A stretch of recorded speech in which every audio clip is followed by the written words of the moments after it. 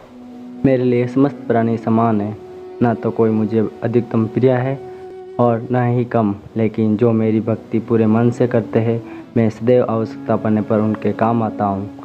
मन की शांति से बढ़कर इस संसार में कोई भी संपत्ति नहीं है।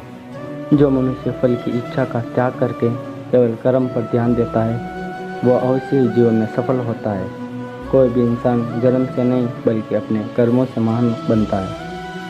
अपना पराया, छोटा बड़ा इत्यादि को भूलकर ये जानो कि यह सब तुम्हारा है और तुम प्रति एक के हो। बिना फल की कामना ही सच्चा कर्म है।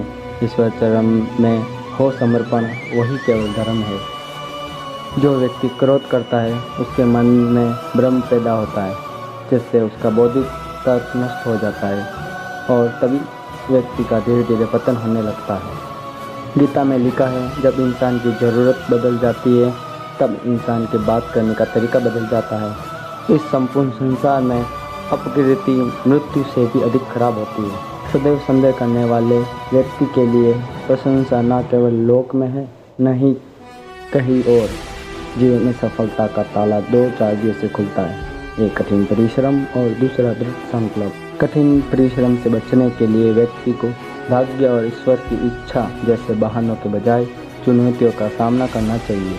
गीता में कहा गया है, कोई भी अपने कर्म से भाग नहीं सकता, कर्म का फल तो भुगतना ही पड़ता है।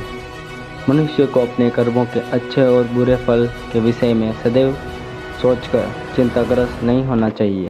जो मनुष्य प्रतिदिन खाने, सोने और आमोद प्रमोद के कार्य में लिप्त रहता है, वह नियमित तौर पर योगाभ्यास करके समस्त क्लेशों से छुटकारा पा सकता है। मनुष्य अपने विश्वास से निर्मित होता है।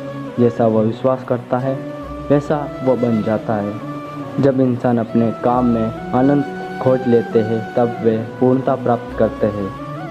श्रीमद् भागवत गीता का मुख्य उद्देश्य मानव कल्याण करना है, इसलिए प्रत्येक मनुष्य को सदैव मानव कल्याण की ओर अग्रसर रहना चाहिए। जब भ्रमित अर्जुन कुरुक्षेत्र में सलाह के लिए अपने सारथी भगवान कृष्ण के पास गए, तो भगवान कृष्ण ने कुछ तर्कसंगत दार्शनिक अवधारणाएं बताई, जो आज भी प्रासंगिक।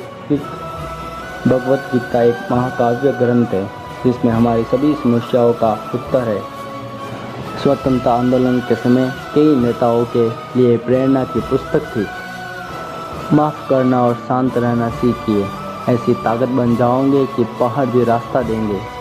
व्यक्ति को अपनी इंद्रियों को वश में कर रखने के लिए बुद्धि और मन को नियंत्रण करना होगा। जो होने वाला है वो होकर ही रहता है, और जो नहीं होने वाला वो कभी नहीं होता।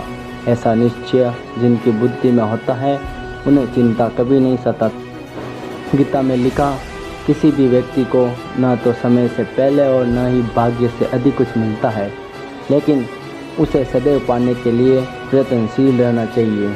इंसान हमेशा अपने भाग्य को कोसता है, ये जानते हुए भी कि भाग्य से भी ऊंचा उसका कर्म है, जो कि स्वयं के हाथों में है।